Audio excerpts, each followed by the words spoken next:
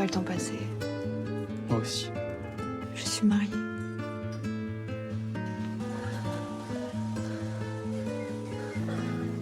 Je vous sais. Enlève-moi. Je t'en... Je t'enlève.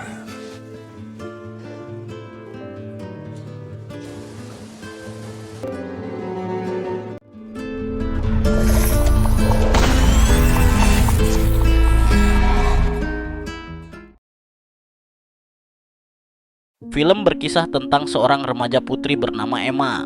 Emma ini merupakan anak dari seorang petani miskin yang sangat mendambakan kehidupan mewah. Hari itu, Emma tampak sedang mempersiapkan pernikahannya dengan seorang pria paruh baya bernama Charles, yang merupakan seorang dokter yang kaya raya. Ringkas cerita, skena menuju ke kamar pengantin mereka. Saat itu percocok tanaman dimulai dengan sangat alot, mengingat Emma yang masih perawan ting-ting dan Charles yang sudah bangkotan. Keesokan harinya mereka menghadiri sebuah pesta. Di sana Emma mengajak suaminya untuk berdansa. Namun Charles terlihat kuno karena tidak pandai berdansa. Saat itu Emma yang lagi kepengen berdansa meminta izin kepada Charles untuk berdansa dengan pria lain. Bukannya cemburu, Charles malah memuji kemahiran Emma dalam berdansa. J'aurais bien dansé moi aussi. Beberapa hari kemudian, mereka pindah ke sebuah kota kecil yang merupakan tempat tugas baru Charles. Mereka disambut oleh beberapa pembantu di rumah baru itu. Emma menyaksikan setiap sudut-sudut ruangan rumah barunya itu. Saat Emma sedang duduk di tempat perapian, mereka kedatangan tamu. Salah satu pria dari mereka akan menjadi asisten Charles bekerja. Asisten Charles memperkenalkan kedua orang yang datang bersamanya. Dia adalah seorang rentenir bernama John dan satunya lagi seorang mahasiswa fakultas hukum bernama Leon. Charles kemudian mengundang asistennya itu untuk makan malam. Saat itu mereka berbincang di meja makan tentang program kerja mereka. Leon yang juga ikut melihat Emma duduk terpisah dan menyendiri. Leon pun menghampiri Emma. Saat itu Emma tampak bersemangat mengobrol dengan pria itu. Les soleils couchants. Surtout au bord de la mer. On voit pas le temps passer. Moi aussi. Ketika malam tiba, Charles pun mengganti pakaian tidur dan siap-siap istirahat.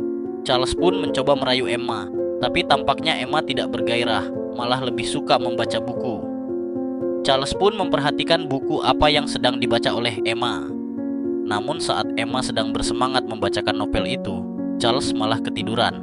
Aktivitas pembuahan pun tidak terrealisasi malam itu. Beberapa bulan kemudian Emma ternyata telah resmi berbadan dua. Dari rumahnya, Emma melihat Leon yang pergi kuliah melewati rumah mereka. Ringkas cerita, Emma akhirnya turun mesin dengan dibantu bidan dan suaminya sendiri.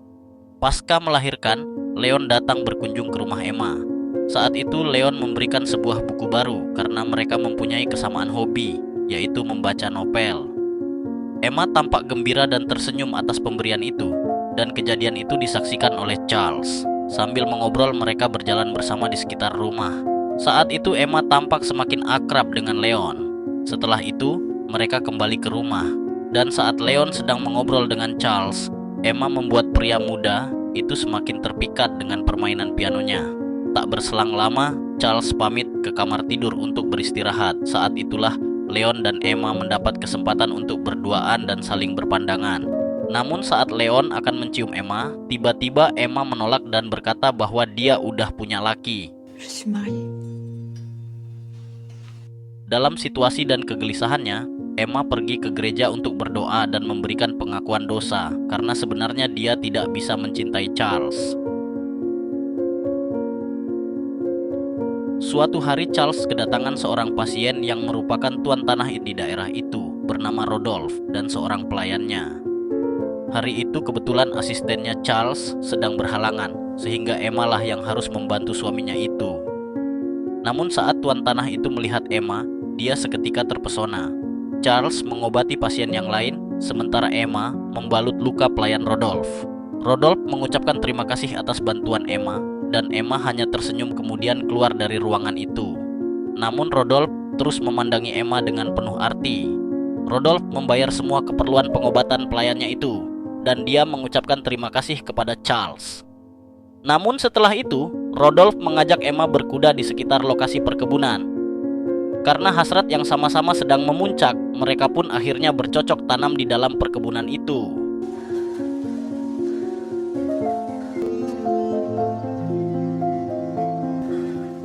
Je vous aime.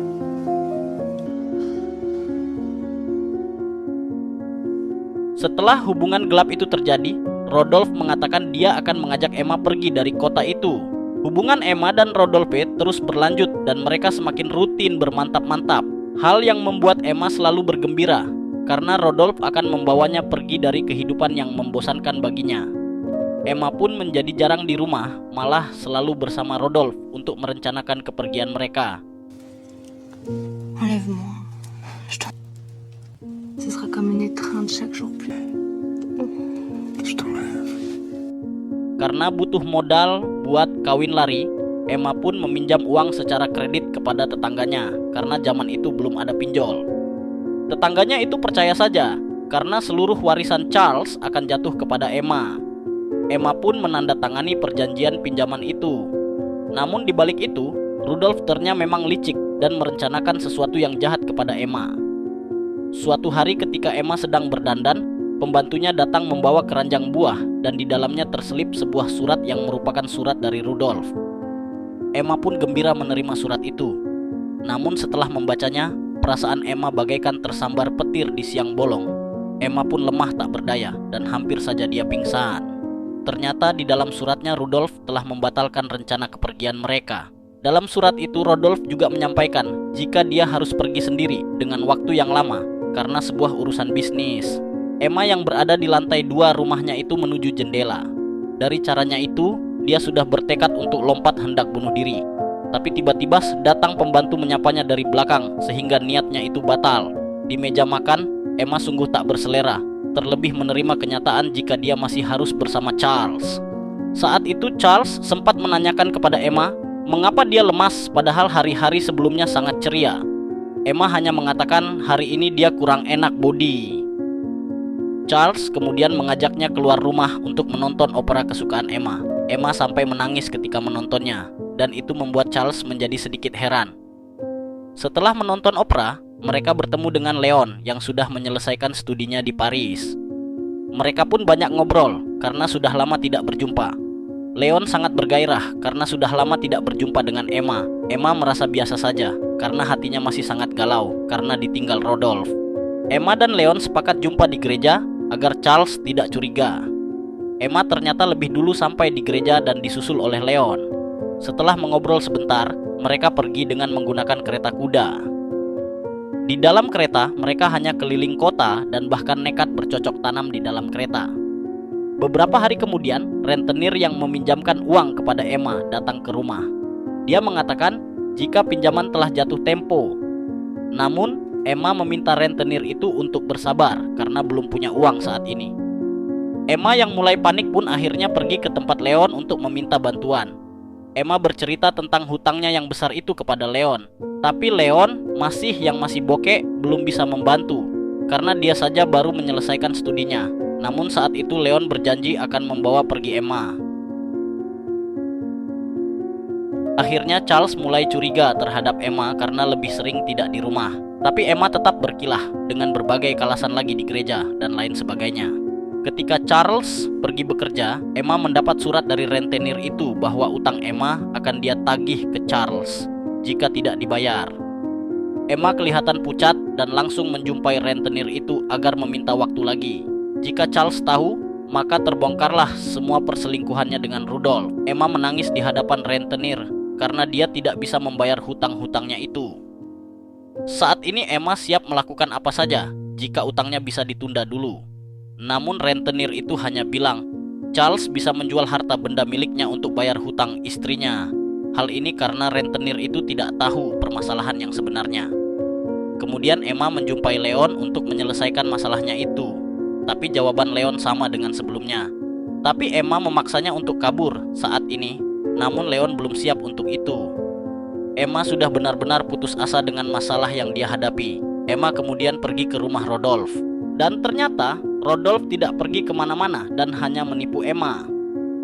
Rodolf kaget ketika Emma di depan rumahnya. Rudolf tampak gugup karena kebohongannya terbongkar. Rudolf tidak kemana-mana selama ini dan hanya diam di rumahnya untuk menghindari Emma. Bahkan dia berharap Emma dan Charles segera pergi dari kota itu. Emma mengutuk kepada Rudolf yang telah menipunya. Rudolf tidak mampu berkata apapun dan hanya meminta maaf. Emma pulang ke rumah dan bertemu dengan putrinya dan kemudian memeluknya.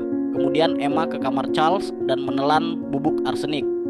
Sambil menangis, Emma memeluk sekali lagi putrinya itu karena sadar akan kesalahannya.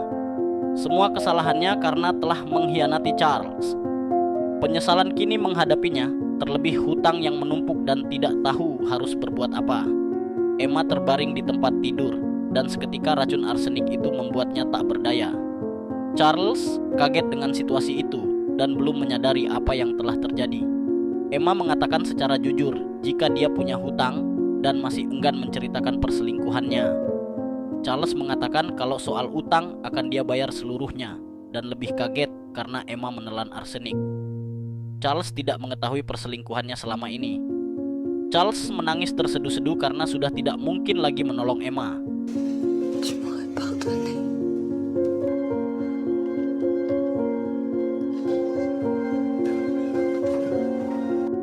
Namun setelah itu, Charles melihat surat-surat dari Rodolf dan juga Leon kepada Emma.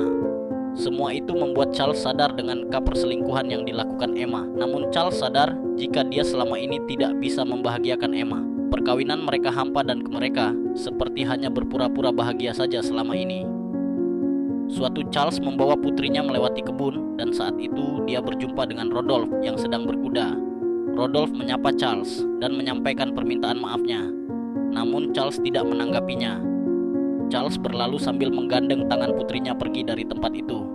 Suatu hari saat duduk di halaman depan rumahnya, Charles duduk sendiri. Putrinya datang menghampiri. Namun seketika Charles sudah tumbang dan tersungkur di tanah dan putrinya tidak tahu apa yang telah terjadi. Ternyata Charles telah tewas dalam keputusasaan. Perkara itu ternyata dibawa Charles ke pengadilan.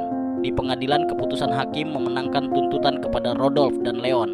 Mereka dihukum berat atas dasar merusak rumah tangga orang. Putri Charles diasuh oleh neneknya. Film pun selesai.